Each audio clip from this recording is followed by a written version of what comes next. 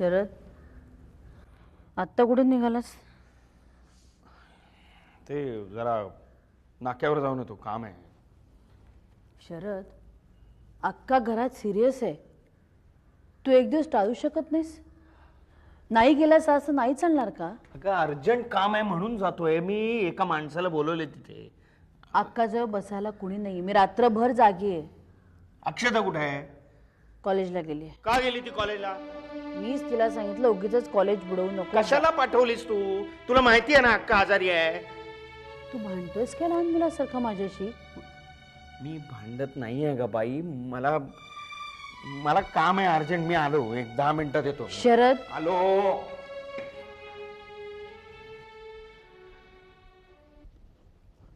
चहा नको रे बाबा. अगं पिऊन तर बघ, मस्त आलं घालून केलंय. You will feel fresh. घरातली बाई सुद्धा एखाद्याला इतकं प्रेमानं आग्रहानं खाऊ पिऊ घालत नसेल. नाही, पण कुठलाही पदार्थ बनवून प्रेमानं आग्रहानं खाऊ पिऊ घालणं हे फक्त एका बाईलाच जमतं असं नाही. I think it's a fine art. छान झालंय. थँक्स. हे जर प्रत्येक पुरुषाला कळलं ना तर किती बरं होईल नाही? आई, ओ आई अक्काला काय झालंय? मला सकाळीच निरोप मिळाला आज. Nothing serious. बीपी हाय झाल्यामुळे चक्कर आली होती. बापरे. चहा. आई, काय ग? हा गेला तो कोण आहे? अगं हा रॉनी ब्रेगांझा. शरदचा कोणीतरी गोव्याचा मित्र आहे. त्याचा हा पुतण्या. सध्या आपल्याकडेच राहतोय. अच्छा. काल दिवसभर तुम्ही होतात कुठे?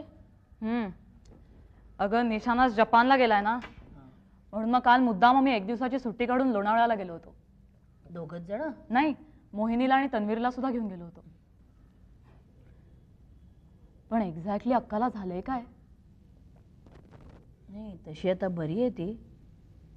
पण काल मात्र तिने आम्हाला सगळ्यांना घाबरून टाकलं.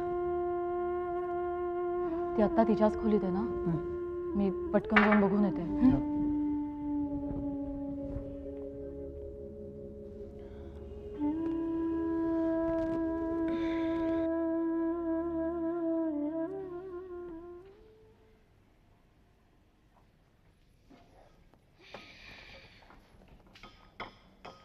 रॉनी, अरे तू कशाला करतोयस हे सगळं? मी थोड्या वेळाने भात लावणारच होते. हे बघ सुद्धा आंटी, काल दोन्ही वेळेला आपण फक्त भातच खाल्लाय. म्हणून व्हॉट आय थॉट आज जरा व्यवस्थित सगळं, म्हणजे पोळी भाजी आमटी भात कोशिंबीर. ए since you come just testing. अरे नको रे बाबा, अन्नावरना वासनाच राहिलेली नाहीये माझी. प्लीज. सुधा आंटी, तू जर का जेवली नाहीस तर अक्काची तब्येत सुधारणार आहे असं वाटतं का तुला? तरी नको. मी अक्काजवळ जाऊन बसते. तू कर काय ते. अक्काजवळ मी बसतो ना, तू जेवून घे. नको रे बाबा, प्लीज. सुधा ताई, स्टॉप ऍक्टिंग स्टबर्न. गेले 2 दिवस झाले तू नीट झोपली नाहीयेस. तुका विश्रांतीची गरज असा आहे. You need some rest. मला कळत नाहीये का मी कधी विश्रांती घ्यायची आणि कधी काम करायचं ते? आय एम सॉरी, पण चिडू नको ग प्लीज. सॉरी. It's okay. पण तू जेवून घे. आय मीन ॲटलिस्ट बघ तरी मला जमतंय का. काळजी फक्त अक्काचीच नाहीये रे. शरद पण कसा वागतोय बघतोयस ना.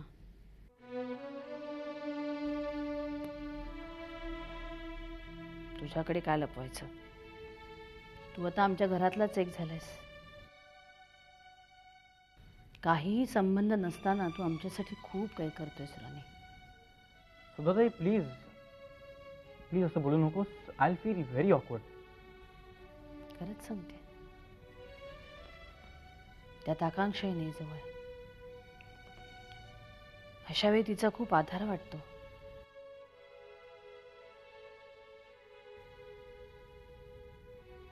आणि अक्षता कशी विचित्र वागते बघतोयस ना. सॉरी, म्हणजे इतकं सगळं मी तुझ्याशी बोलायला नकोय खरं तर. नाही, पण माझ्याकडे बोलून जर तुका बरं वाटत असाय तर आय रिअली डोंट माइंड. आणि मीही तुझ्या मुलाच्याच वयाचा एजंट आहे.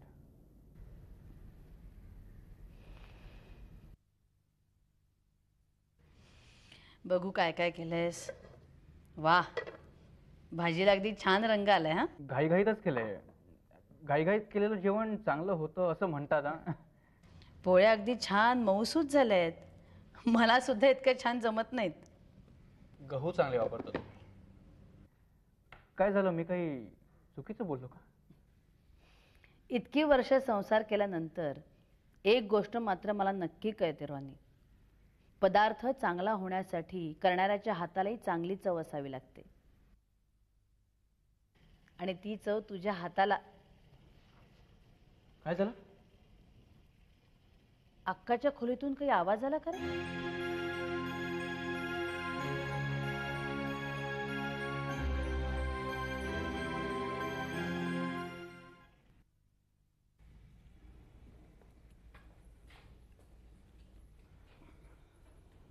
फार काळजी करण्यासारखं कारण नाही. मी औषधं दिलेत त्यांना.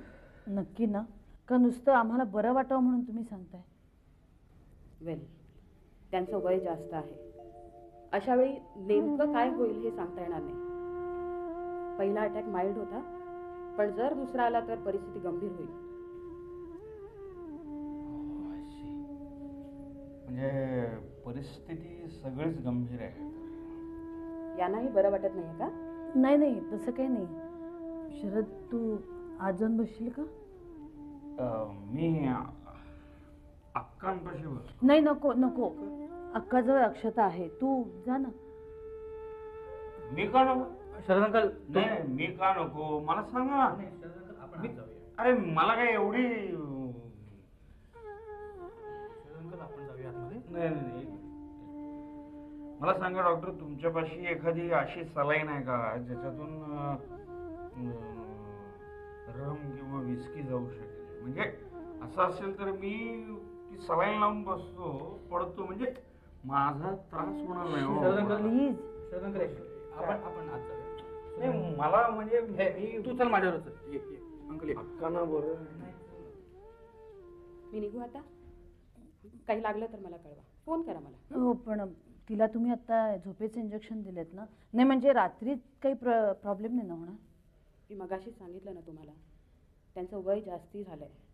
ॲनिमिक कंडिशन आहे. अशा वेळेस काहीही घडू शकतं. आपण वाईटात वाईट परिणामाचा विचार करायला हवा. थँक्यू.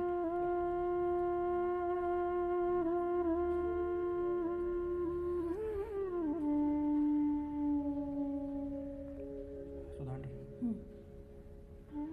तू जाऊन आराम कर, मी बसतो. नाही नको, मी बसते. अक्का जा, तू जा. सुधांटी, प्लीज हॅव सम रेस्ट. मी बसतो.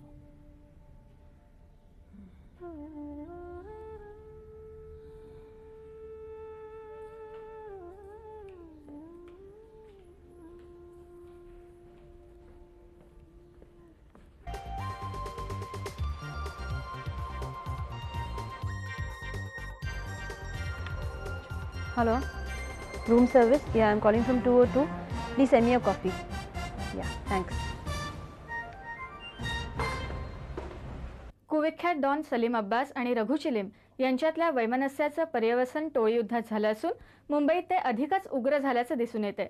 गेल्या काही दिवसात मुंबईत उडालेल्या टोळीयुद्धाच्या भडक्यात आज आणखी एक बळी गेलाय. भैरप्पा नावाच्या सुपारी घेऊन खून करणाऱ्या गुंडाच्या हत्येमुळे गुन्हेगारी जगतात एकच खळबळ उडाली आहे. या दोन्ही टोळ्यांमधील वैर आता टोकाला पोहोचलं असून येत्या काही दिवसात आणखी काही बळी पडण्याची शक्यता आहे. दरम्यान आम्हाला दिलेल्या मुलाखतीत भैरप्पाच्या पत्नीने भैरप्पाच्या खुनाबद्दल पोलिसांना जबाबदार धरलं आहे. 2च दिवसांपूर्वी पोलिसांनी त्याला चौकशीसाठी बोलावलं होतं. त्यानंतर तो घरी परत आलाच नाही असं तिचं म्हणणं आहे. पोलिसांच्या मारहाणीमुळे लॉकअपमध्ये त्याचा मृत्यू झाला असावा अशी शंका तिने व्यक्त केली आहे. पोलिसांनी भैरप्पाच्या पत्नीच्या आरोपाचा स्पष्ट शब्दात इन्कार केलाय. चौकशीनंतर आम्ही त्याला लगेच सोडून दिला होता असं पोलिसांनी म्हटलंय. पोलीस सूत्रांच्या सांगण्यानुसार सलीम अब्बासने काही व्हिडिओ टेप्स हस्तगत करण्यासाठी सुपारी दिली होती आणि म्हणून या टेप्सशी संबंधित असलेल्या रघु चिलीमच्या गँगने भैरप्पाला मारलं असावं असा कयास आहे. गेल्या 12 दिवसात या टोळांमधील एकूण 7 गुंड मारले गेले असून विरोधी पक्षाने पोलिसांच्या भूमिकेविषयी शंका उपस्थित केली आहे. मात्र मुख्यमंत्र्यांनी या आरोपाचं खंडन केलं असून शहरातील कायदा आणि सुव्यवस्था कायम राखण्यासाठी तसंच सामान्य नागरिकातील असुरक्षिततेची भावना दूर करण्यासाठी पोलीस आयुक्तांना योग्य ती कारवाई करण्याची सूचना केली आहे. पोलीस आयुक्तांनी आज संध्याकाळी पोलीस उपायुक्तांची बैठक बोलावली असून या दोन्ही टोळ्यांचे बालेकिल्ले समजल्या जाणाऱ्या परिसरात बंदोबस्त वाढवण्याचे आदेश दिले आहेत. टोळीयुद्ध नियंत्रणाखाली आणण्यात पोलिसांना लवकरच यश येईल आणि संबंधितांवर कडक कारवाई केली जाईल असं आश्वासन आज गृहराज्यमंत्र्यांनी पत्रकार परिषदेत दिलं. यानंतरच्या बातम्यात क्रीडा आणि सांस्कृतिक क्षेत्रातील घडामोडी.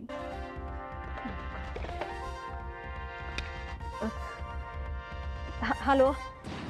Yeah, please give me a Mumbai call. Yeah, the number is 643-4848.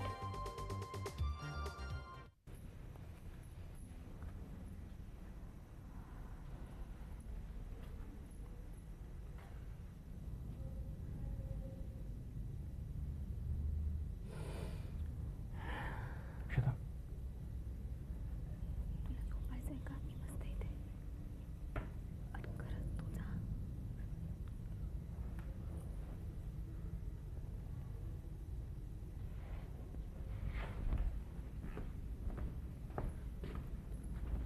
पहाट व्हायला थोडाच वेळ आहे, तोपर्यंत मी बसतो.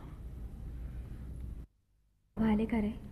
हो, खूप उशिरा आले. मीच दरवाजा उघडला त्यांच्यासाठी. मला कळलं सुद्धा नाही कधी आले ते. ॲक्च्युली तू खूप थकली होतीस ना, म्हणून गाढ झोप लागलेली तुला.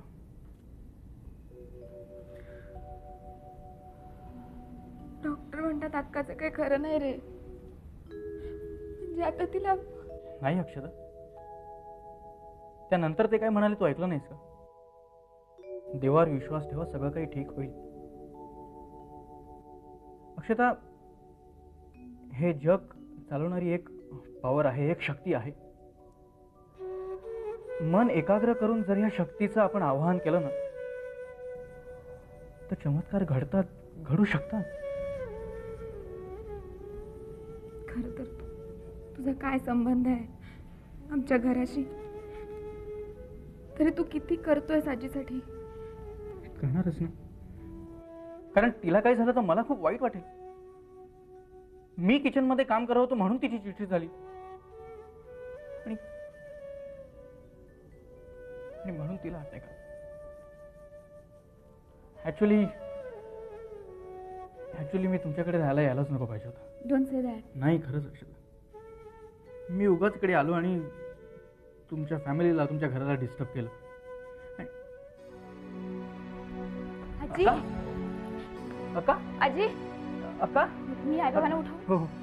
अक्का, अक्का कसं वाटतंय? अक्का डोळे उघड ना. अक्का बघ, अक्का मी मी मी तुझं विश्वास. अक्का, अक्का बघ ना, गोपाळ पण आला. अक्का, अक्का डोळे उघड ना. अक्का, अक्का प्लीज. अक्का, अक्का विश्वनाथ, तू बघ गोपाळ पण आला. अक्का, अक्का, अक्का प्लीज डोळे उघड ना. अक्का,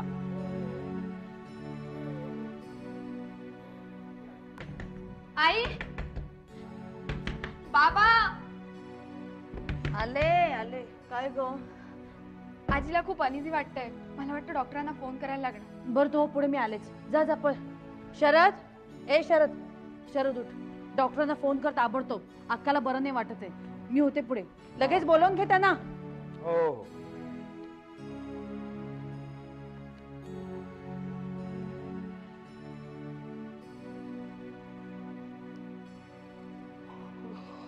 हॅलो, हॅलो डॉक्टर. हां, मी शरद जोशी बोलतोय. तुम्ही घरी येऊ शकाल का आत्ता? नाही, आमच्या अक्का आहेत ना, त्यांना बरं नाही आहे. हो, जरा सिरियस आहेत. हो, आय सी. नाही, मी एक काम करतो, माझी गाडी पाठवण्याचा प्रयत्न करतो. या, I will call you within 10 minutes. या या. हो. रॉनी, ए रॉनी. Yes uncle. तुला गाडी चालवता येते ना? हो का? एक काम कर, तू जरा डॉक्टरांच्या घरी जा. त्यांना घेऊन ये. राहतात कुठे ते? आपलं सावला स्टोअर्स आहे ना? हां. सावला स्टोअर्स आहे ना? हो हो. खाली ग्राउंड फ्लोअरलाच. हो हो डॉक्टर घारपुरे. ओके हां त्यांना जा, घेऊन ये, ताबडतोब घेऊन ये. अख्खानं बरं नाही आहे. ओके तुम्ही त्यांना फोन करून ठेवा, मी जातो. हो मी करतो. हो.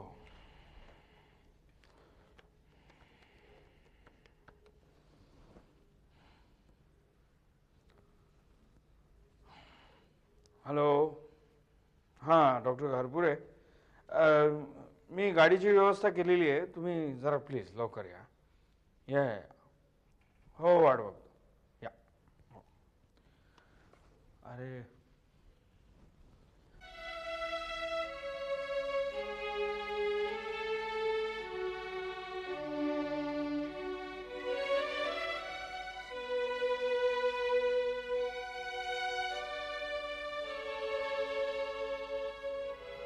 डॉक्टर, अचानक असं काय झालं अक्काला?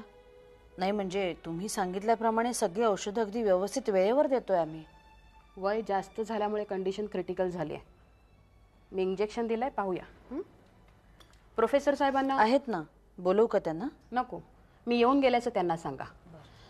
काही वाटलं तर मला फोन करा, नाहीतर रॉनीला सांगा मला घेऊन यायला. 2 मिनिटात आणून सोडेल. फार छान गाडी चालवतो. भर ट्रॅफिकमध्ये अशी चालवायला नका सांगू त्याला. आम्हाला कॅज्युअल्टीला पेशंट्स नको आहेत. ओके. राणी,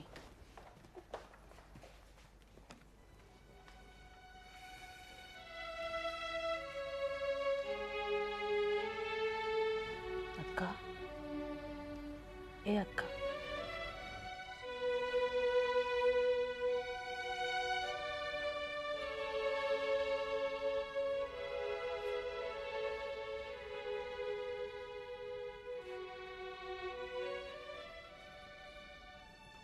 सुधा, तुला झोपायचं असेल तर झोप ना जाऊन. नाही रॉनीला येऊ दे, मग झोपेन.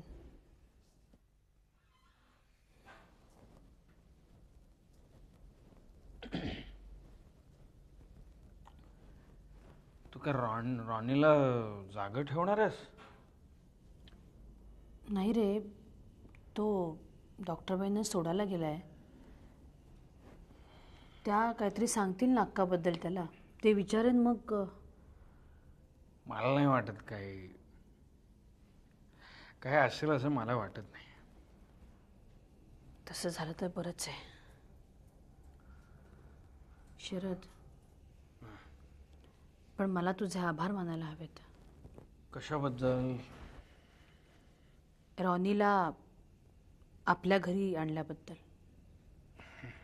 नाही म्हणजे मान्य आहे, आधी मी तयार नव्हते, आपल्यात वादही झाले, पण तो इतकं प्रेमाने सगळं करतो, आपुलकीनं करतो की तो आता आपल्याच घरचा वाटायला लागलाय. वा. अक्का सुद्धा इतकी फटकून वागायची त्याच्याबरोबर, पण तिला सुद्धा तो आता खूप जवळचा वाटायला लागलाय. खरंच थँक्स. तुझ्याकडच्या प्रशंसेचं प्रशस्तीपत्रक जर त्याला मिळालं मग काय हवंय आणखी. ग्रेट. बरं चल, तू झोप आता, मी अक्काजवळ जाऊन बसते. हा.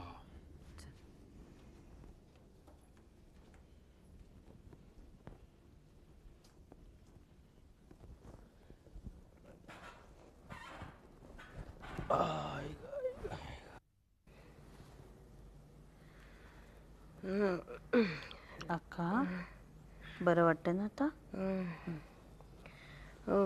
विश्वनाथ. काय? विश्वनाथ. त्याला निरोप पाठवलाय, तो येईल इतक्यात. हा, कुडाळहून. झोप तू, झोप झोप. रॉनी कुठे आहे? इथेच आहे. का ग? रॉनी, मला पाणी देशील?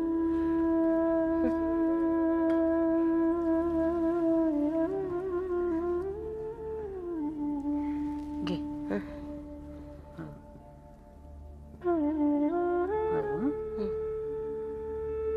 बस.